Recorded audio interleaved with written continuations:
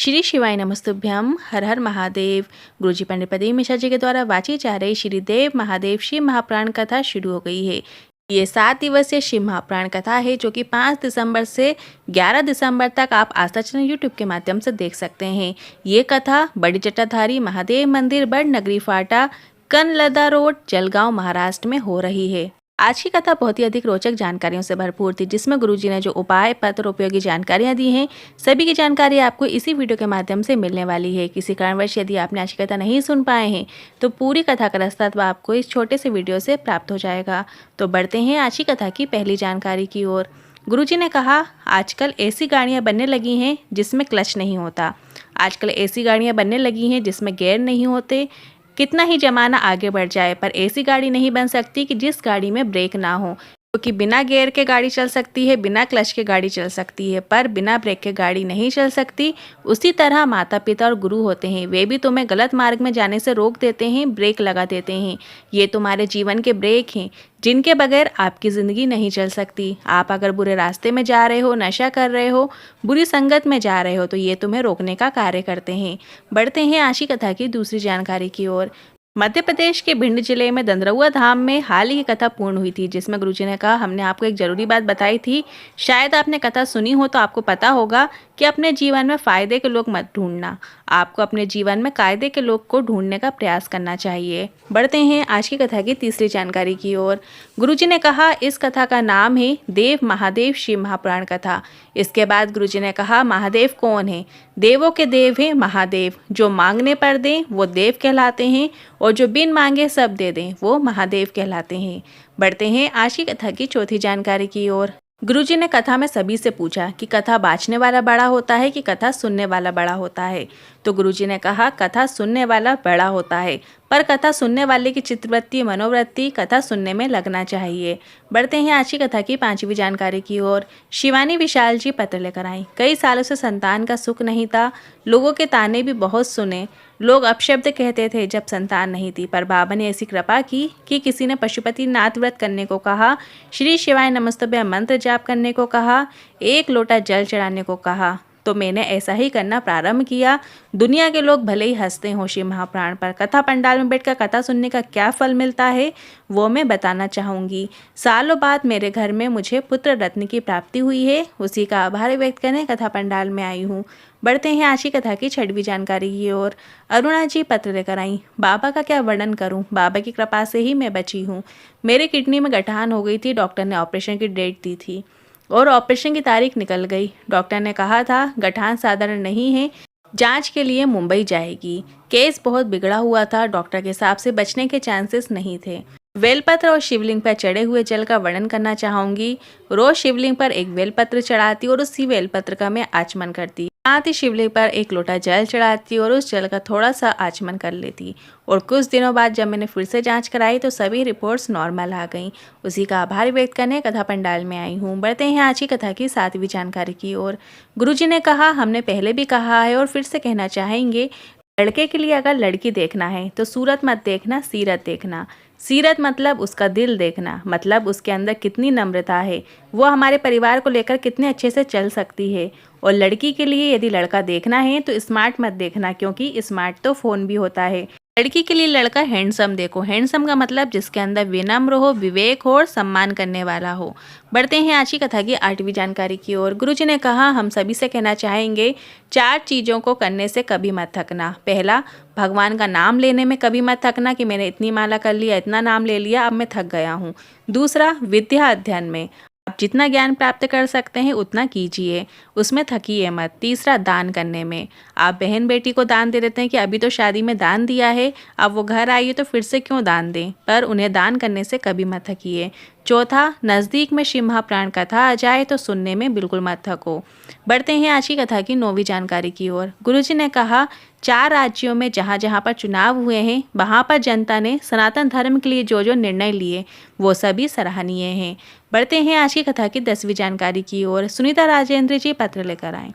2 साल से मैं बहुत बीमार थी, जांच कराई तो पेट में गठान निकली। डॉक्टर के हिसाब से बीमारी बड़ी हो सकती है और इसकी जांच के लिए बाहर भेजना पड़ेगा और रिपोर्ट बाहर से आएगी, और डॉक्टर ने कहा इसका ऑपरेशन जल्द से जल्द करवाना पड़ेगा। किसी ने कहा टीवी में कथा आती है, वो कथा सुनना शुरू करो। शिवलिंग पर मैंने जल चढ़ाना शुरू किया। जल चढ़ाकर उस जल को मैंने औषधि रूप में प्राप्त करके पी लेती, और दूसरी बार जब जांच कराने गई तो बाबा की कृपा से गठान गल चुकी थी। उसी का आभार व्यक्त करने कथा पंडाल में आई हूँ। बढ़ते हैं आज की कथा की 11वीं जानकारी की ओर। हर्षिका योगेंद्र जी पत्र लेकर आए। मेरा बेटा 4 वर्ष का है।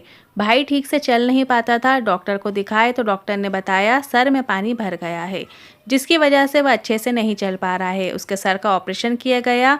ऑपरेशन सफलतापूर्वक हो गया और उसके सर में चैम्बर डाला गया, जिससे हम उसके सर का प्रेशर कंट्रोल कर सकें। घर आने के बाद किसी कारणवश उसका सर का चैम्बर फट गया और अचानक एक दिनों से जोर का झटका आया। उसको फिट आना शुरू हो गए। हमने डॉक्टर के पास लेकर गए। डॉक्टर ने सर के ऑपरेशन की जगह पर इन्फेक्शन बता दिया। डॉक्टर ने फिर से उसका सिर खोला और फिर से ऑपरेशन किया। उसके बचने की आशा डॉक्टर के हिसाब से 0 बता दी गई थी। हमारे 4 साल का बच्चा हमारे हाथ से जाने लगा था। डॉक्टर ने उसे वेंटिलेटर में डाल दिया क्योंकि उसका माइंड ही काम नहीं कर रहा था। कुछ बोल भी नहीं पा रहा था, ना ही कुछ सुन पा रहा था। मेरे 4 साल के बच्चे के सिर के 5 ऑपरेशन हुए। झटके आते रहे और शरीर टेढ़ा हो गया। डॉक्टर ने कह दिया ये जीवन भर ऐसे ही बिस्तर पर रहने वाला है। किसी के कहने पर हमने इसे शिवलिंग पर चढ़ा हुआ जल देना शुरू किया और शंकर पर चढ़ी हुई बेलपत्र को उसके पास में रख दिया। सीहोर का रुद्राक्ष उलवाया। रुद्राक्ष का जल बच्चे को देना शुरू किया। दुनिया के लोग कहते हैं सीहोर का रुद्राक्ष क्या है, पर हम कहते हैं सीहोर का रुद्राक्ष स्वयं शंकर है, जिसका फल मिलता ज़रूर है। डॉक्टर भी आज आश्चर्य में है। जो बच्चा जिंदगी भर चल नहीं सकता था, माइंड से कमज़ोर रहने वाला था, बोल नहीं सकता था, वो अब पूरी तरीके से ठीक हो गया है। उसी का आभार व्यक्त करने कथा पंडाल में आए हैं।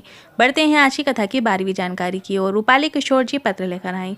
एक बहू ने अपनी सास से कहा क्या शिवलिंग पर जल चढ़ाने से फल मिल सकता है, क्योंकि बहू को बहुत समय से संतान की प्राप्ति नहीं थी। सास ने कहा मालेगांव में कथा हो रही है, कथा पंडाल में कथा सुनते हैं, संतान की प्राप्ति जरूर होगी। बहू ने कहा क्या कथा सुनने से संतान की प्राप्ति होती है। सास ने कहा कथा पंडाल में की गई कामना निश्चित ही पूर्ण होती है। इसके आगे बहू ने लिखा भोलेनाथ की कृपा से मेरे घर में कथा सुनने की वजह से संतान की प्राप्ति हुई है। उसी का आभार व्यक्त करने कथा पंडाल में आए हैं। बढ़ते हैं आज की कथा की 13वीं जानकारी की ओर। एक लोटा जल का वर्णन करना चाहते हैं। बेटे के हाथों का स्पर्श करवाकर जल चढ़वाती थी। MRI करवाई, जिसकी रिपोर्ट में यह बताया गया कि बच्चे के सर में पानी भर गया था, जिसके कारण वो ना बोल पाता था, ना समझ पाता था, ना बैठ पाता था, ना उठ पाता था, ना ही चल पाता था। शिवलिंग पर चढ़े हुए जल का महत्व क्या है। हमारे पास ना रुद्राक्ष था, ना ही कुबलेश्वर धाम का कंकड़ शंकर था। एक हमारे परिचित ने अपने ही कंकड़ में से थोड़ा सा कंकड़ हमें दे दिया। शिव जी को हम जल चढ़ाते और वही जल में बेटे को दे देती, जो उठ नहीं सकता था, बैठ नहीं सकता था। उसकी दवाइयाँ पूरे जीवन भर चलना थी। खड़ा भी नहीं हो सकता था, चक्कर खाकर गिर जाता था। बाबा की कृपा से वो चला भी, खड़ा भी हुआ और शंकर भगवान के मंदिर में स्वयं जल चढ़ाने जाता है। बच्चा पूरी तरीके से ठीक है। उसी का आभार व्यक्त करने कथा पंडाल में आई हूँ। बढ़ते हैं अगली जानकारी की ओर। कल है 6 दिसंबर। मार्गशीर्ष माह के शुक्ल पक्ष की 9वीं तिथि है और इस दिन किया जाने वाला एक विशेष उपाय लेकर आए हैं, जो कि आप कल के दिन मतलब 6 दिसंबर के दिन कर सकते हैं।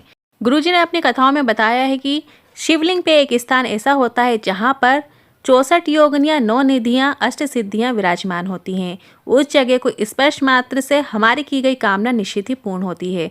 तो कल 6 दिसंबर के दिन आपको शिव मंदिर जाना है। शिवलिंग में उस खाली स्थान को आपको स्पर्श करना है।